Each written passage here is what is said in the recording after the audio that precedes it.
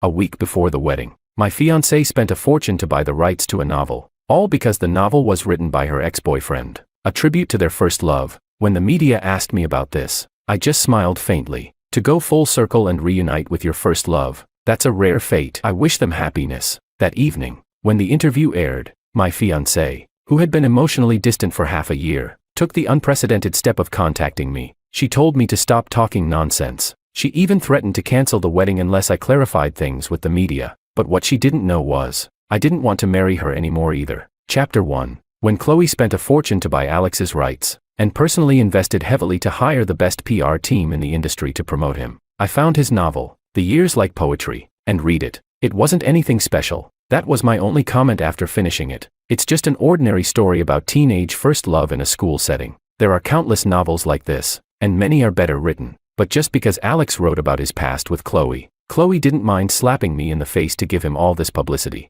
And at that time, there was less than a week left before our wedding. I called her, but her assistant picked up. It seemed my calls had been redirected. Brother Lou. President Lou is in a meeting right now. Try calling back in 2 hours. The assistant's tone was cold. After all, President Lou is busy. Her schedule is full every day. It felt like she was mocking me, as if I, a washed-up actor, had nothing to do. Over the past 2 years, this assistant, who followed Chloe around, seemed to have picked up on the growing distance in our relationship. She no longer showed me the same respect as before. I smiled. All right. After I hung up, my manager, Sandra, looked worried. The media has blocked all the exits. It seems you have to give an interview. Daniel, what did President Lou say?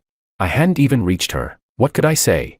I kept a calm expression and stood up. Let's go. Say what needs to be said. Sandra was stunned, immediately understanding my intent. What? But isn't that not quite right?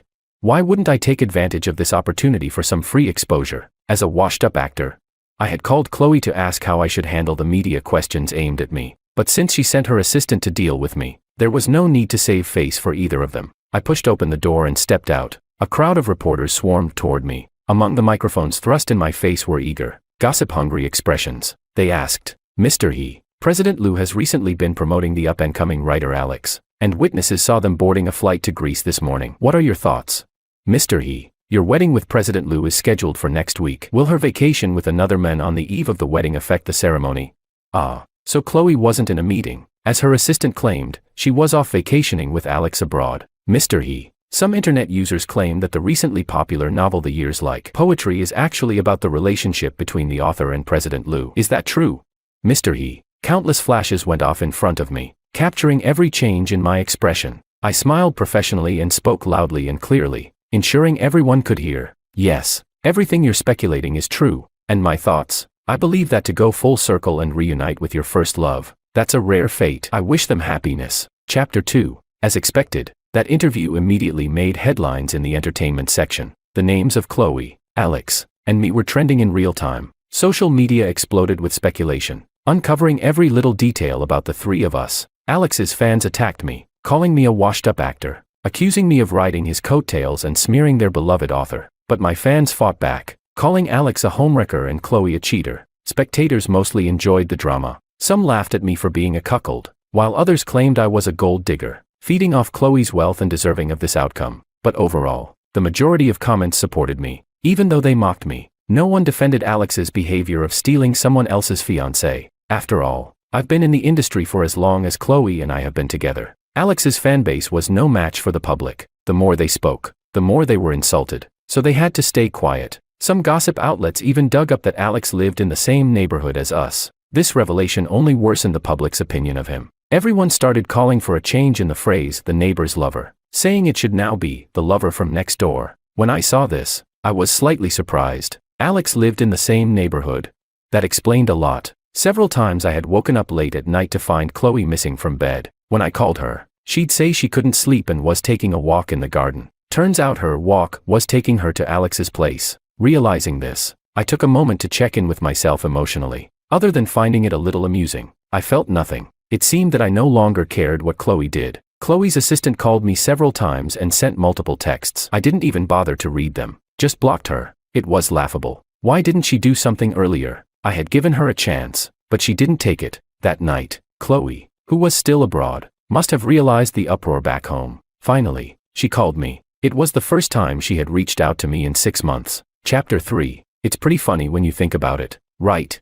There was less than a week left before our wedding. Everyone in the circle knew we had been together for 10 years. But in the end, she ran off to Santorini with her first love, leaving me in this embarrassing situation. I answered the call, curious to hear how Chloe would explain this. Instead, she immediately started accusing me. Are you out of your mind? What kind of nonsense were you spouting to the media? I worked so hard to build up Alex's reputation, and now you've ruined everything.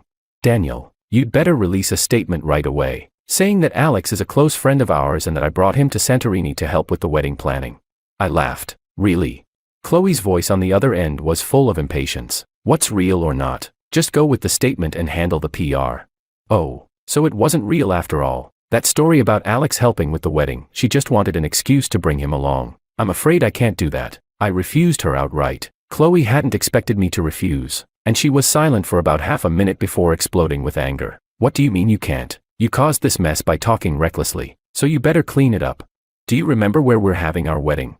The voice on the other end went dead silent. I calmly continued. The invitations have already been sent out, and the location is clearly stated. You hired a local wedding planning team, and the venue is set in a hotel here in the country. You think the media won't figure that out?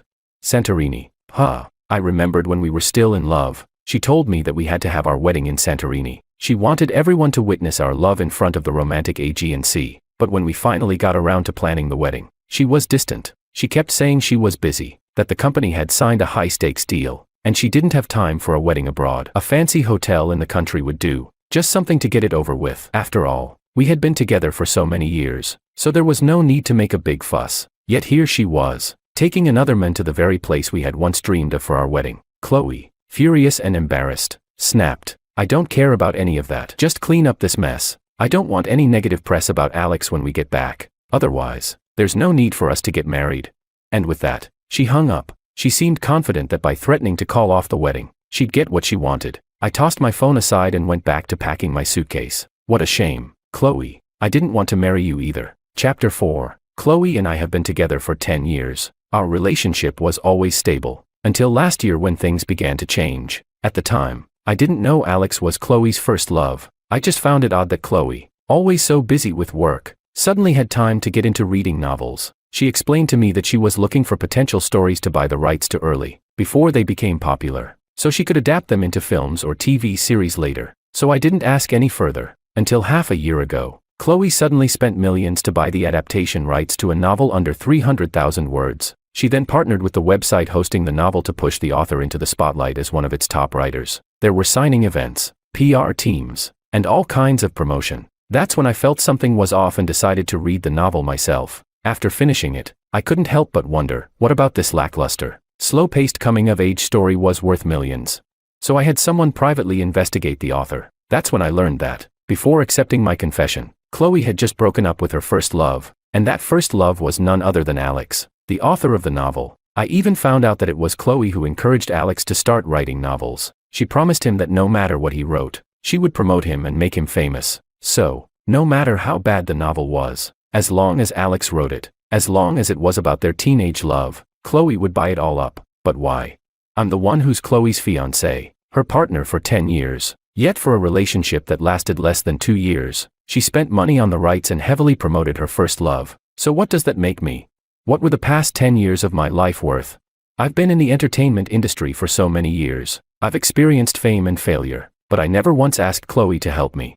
Yet the fiancé I loved so much was exhausting herself, going all out to make another man famous. I felt like the biggest joke in the world. So, for the first time in our 10 years together, I got really angry at Chloe. I thought she'd feel guilty, but instead, Chloe sneered and said, "Daniel, you're such an ungrateful fool. You think I've never helped you? Sure, you're too proud to ask for help, but everyone in the industry knows you're my boyfriend. Just that alone has made people think twice before replacing you. You think you haven't been replaced in this fast-paced entertainment industry just by luck?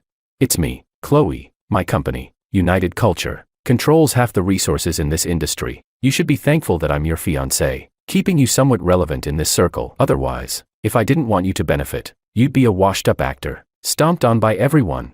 At that moment, seeing Chloe's sneer and her condescending tone, I realized I had never truly understood her. After our fight, Chloe didn't care about our wedding date. She started a cold war with me. even going so far as to block my access to resources in the industry. Back when I was at my peak, I had signed with Chloe's company, United Culture. If she wanted to suppress me, there wasn't much I could do. My work came to a halt, and I was effectively blacklisted. But luckily, during this 6-month Cold War, my contract with United Culture expired. Maybe Chloe forgot, or maybe she just didn't care. Either way, she never sent me a renewal offer. During those long 6 months, I doubted myself, tortured myself, and finally came to a realization. Not all relationships bloom and bear fruit, and not all people are meant to walk with you to the end. The end of my contract with United Culture meant it was also time to end my relationship with Chloe. Chapter 5. As I was about to leave, Sandra, the person who brought me into the industry, came to see me off. We had climbed the ranks together, and she had become a well-known manager in the circle. She could have easily started her own company,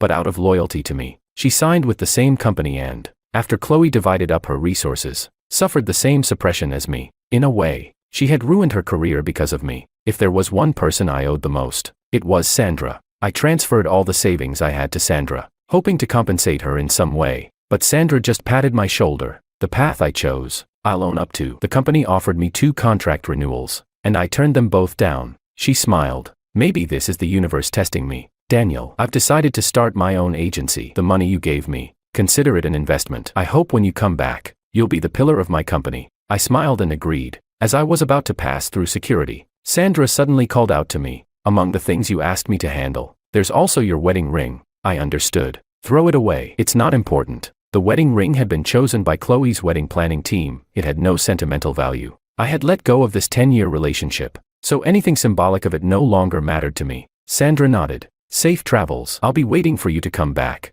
As the plane landed in another country, I snapped my old SIM card in half, keeping only Sandra's contact information. Everything, from now on, would be a fresh start. Chapter 6. I enrolled in a well-known drama school in the US for further studies. During the 5 years I was signed to Chloe's company, United Culture, I went from being a top actor to gradually fading into obscurity in the entertainment industry. On one hand, Chloe was focused on her company's rapid growth, constantly signing new talent and using me to star in scripts that would help them rise to fame. She rarely cared about the quality of the scripts. As long as they could be filmed and approved, she'd push me into the spotlight. This led to me starring in a slew of poorly received dramas with low ratings. Some of my haters even spread rumors in gossip forums, claiming that I had gambling debts, which is why I was taking on these bad roles. And when good scripts or major productions came knocking, wanting to collaborate with me, Chloe would intervene, telling me to pass the opportunity to newcomers. She'd say, Dan, you're already famous. Taking on this role would just be the cherry on top for you, but it won't make or break your career. But so-and-so really needs this opportunity. The company is ours, and if they succeed, it's good for you too. By the time my fame had waned, and I was no longer as popular as I once was, she turned her back on me. She acted as if I owed all my success to her, that without her, I wouldn't have any recognition left in the industry. During the time I was blacklisted, I watched as my name frequently appeared on lists of the worst actors, made by netizens. I had no choice but to admit, over the years, my passion for acting had been drained by the subpar scripts Chloe handed me. Being with her had not only worn down my career but had also made me forget why I entered the industry in the first place. I didn't want to star in a series of terrible dramas. I wanted to leave a lasting mark on Chinese cinema. Leaving Chloe also meant abandoning my career of the past 10 years, starting from scratch. During this time, I met a junior student, an overseas Chinese named Jana. She was a rising star in the directing program. Her father, Sam, was a world-renowned director whose films had won numerous domestic and international awards.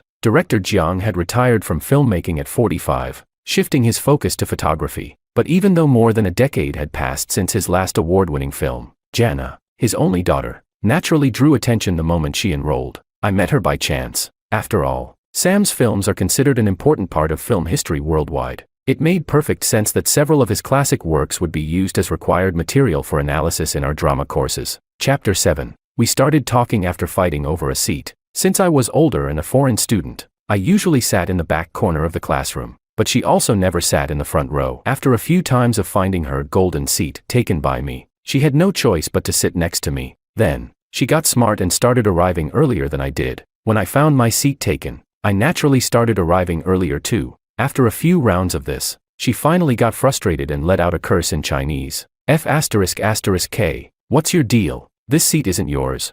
Hearing the familiar language, I perked up and responded, the seat isn't mine, but I got here fair and square." She rolled her eyes and said, "Fine, whatever." But next time, she arrived even earlier. We got to know each other through this back-and-forth battle over the golden seat. Once we were more familiar, I asked her why. In a class that often discussed her father's films, she never sat up front. Her whole body stiffened at that. She stayed silent for a long time. It wasn't until the class ended, and she looked at Sam's name on the screen that she quietly said, "My father may always be a mountain I can never climb." Later, I learned the full story. Sam retired from directing in his prime, passing the baton to his daughter. Jana grew up under the influence of his teachings, but as she officially entered the industry, she realized just how difficult it would be to surpass her father's achievements. After all, at 26, she had yet to make any real mark. While her father had swept the awards circuit with his debut film at 23, he was hailed as a genius director. Over time, the pressure became unbearable for her, and she even developed symptoms of depression. Seeing Jana struggle, I couldn't help but relate to my own experiences. I came from a prestigious acting academy and debuted in major productions. By my third year as an actor, I was working with a renowned director. Reaching the peak of my career, I won my first award, and countless offers for roles and endorsements flooded in. I was raking in both fame and fortune, becoming a rising star known for my acting skills. But after I dissolved my studio and signed with Chloe's company, I became like a candle, slowly burning away all my passion. Because I had once stood at the top, falling into the pit felt even more painful and unfair. What Chloe didn't know was that I, too, had been on antidepressants for a long time. During those 6 months when she blacklisted me and gave me the silent treatment, I even self-harmed and attempted suicide. But in the end, I pulled myself out of that dark place. I decided to give up everything from my past and start anew in a different place. Chapter 8. Perhaps Jana found some inspiration in my story. She decided to take a year off from school, and I didn't stay idle during that year either. I tried out various short-term jobs. I worked as a cashier at McDonald's, as a waiter in a bar, washed dishes in restaurants, and even did manual labor at construction sites. Ever since I graduated from university, I had been in the entertainment industry. In reality, I lacked any real experience or empathy for the life of ordinary people. Looking back, this was the first year I truly saw the complexities of society. The first year I experienced how a regular person struggles to survive. Over time, I gained new insights into acting. When Jana returned to school, she came back full of new ideas. She planned to shoot a short film. She invited me to be the lead actor. Of course, I agreed without hesitation. Jana submitted the film to several short film festivals, and it received quite remarkable results. She finally made a name for herself in the film world, overcoming the immense pressure she had been under. The success of the short film helped ease some of that pressure. It also brought with it a wave of new inspiration and creativity. Jana quickly began preparing for her first feature film. She even wrote the script herself, a surreal suspense drama. Once again, Jana invited me to play the lead role in her film. In this movie, I played a transgender individual with schizophrenia. Undoubtedly, this was a huge challenge for me. We filmed the movie intermittently over the course of 3 years.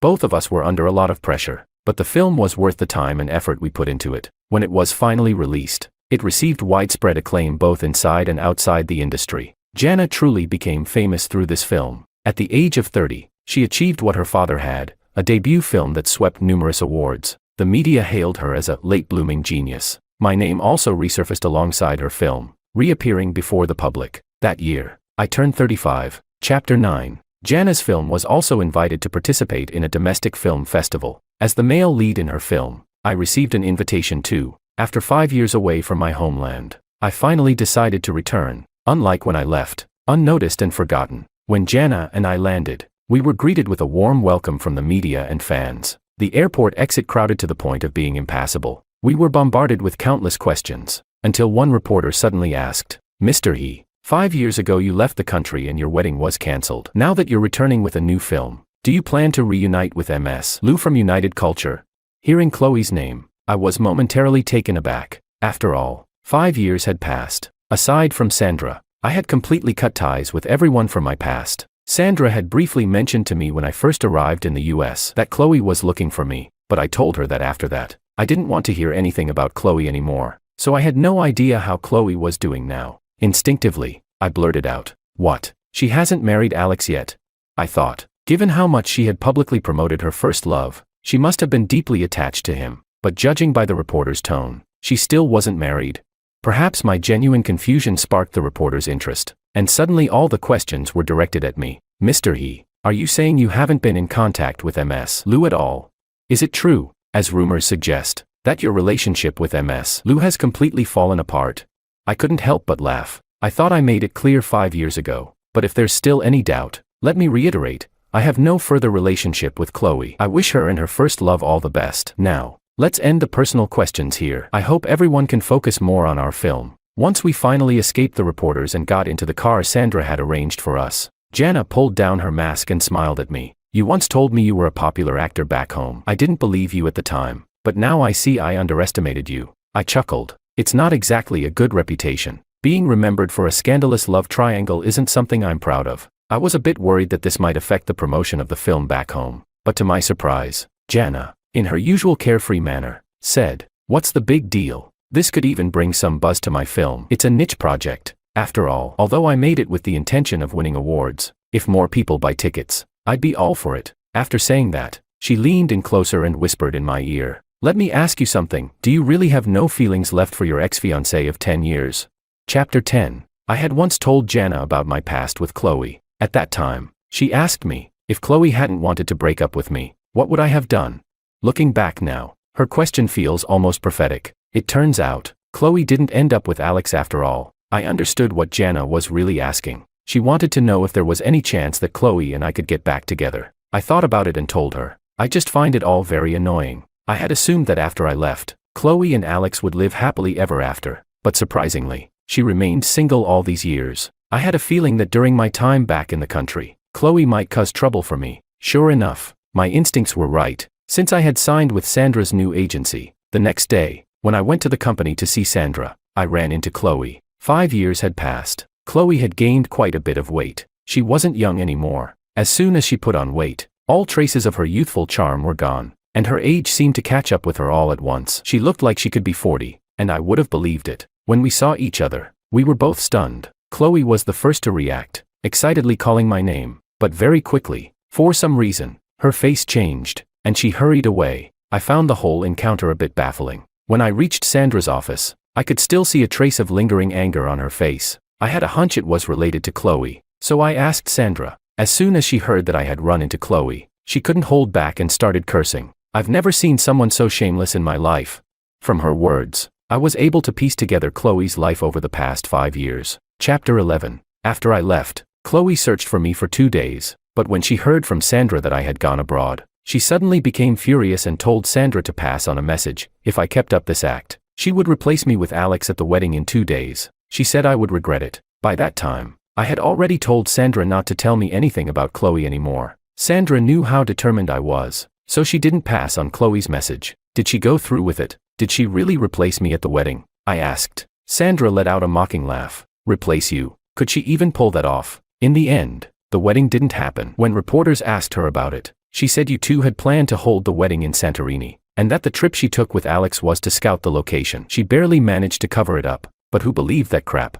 Chloe's company, United Culture, faced backlash because of the whole ordeal. Her efforts to promote Alex were also undermined by my comments, which gave the public something to laugh at. A youth novel with a small target audience was suddenly dug up by the gossip-hungry masses. Aside from Alex's hardcore fans, most people who read The Years Like Poetry shared my opinion. It was a mediocre, uninspired youth romance. Most people couldn't understand how it had been hyped up so much. It even ended up being voted as the most overrated youth literature on several platforms. As they say, to wear the crown, one must bear its weight. Chloe had built such an enormous platform for Alex, but his talent couldn't live up to the public's expectations. The novel was torn apart by critics. As more people read it, they noticed that many of Alex's sentences were eerily similar to those in a lesser-known web novel. So, before Alex could clear his name from the cheating scandal, he was hit with plagiarism accusations. Plagiarism in online literature is always hard to define. The original author found out about the plagiarism and,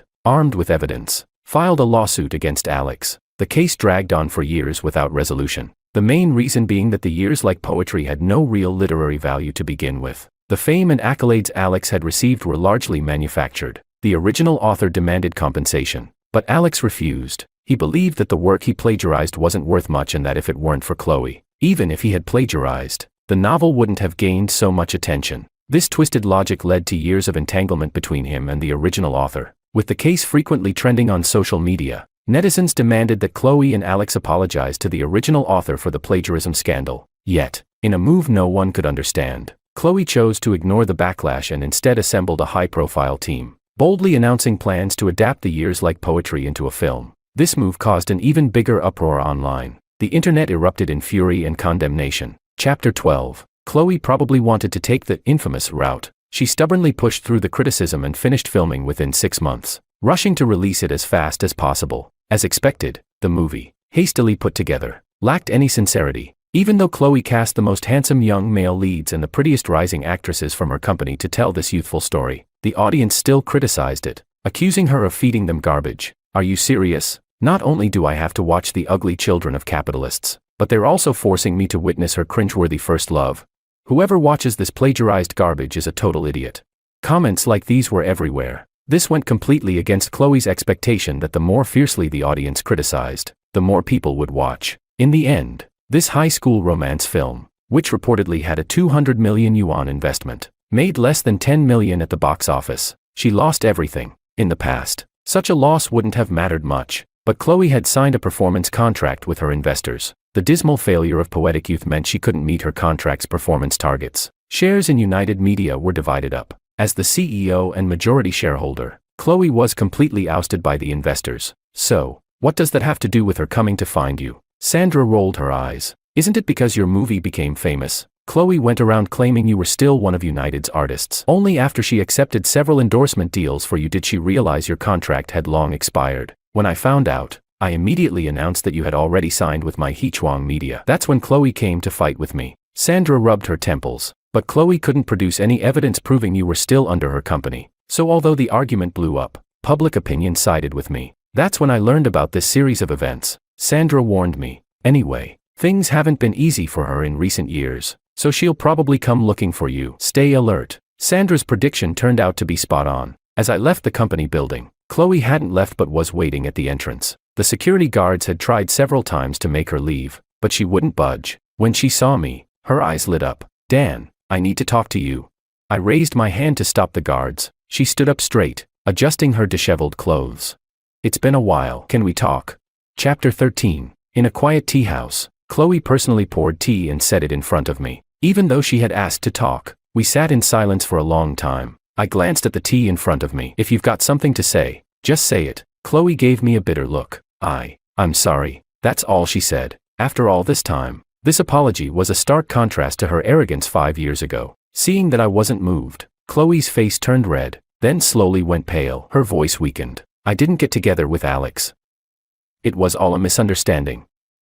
I never meant to break up with you. A mocking smile tugged at the corner of my lips. As I smiled, her voice grew fainter. A tear fell, and Chloe quickly wiped it away. Is there really no chance for us anymore?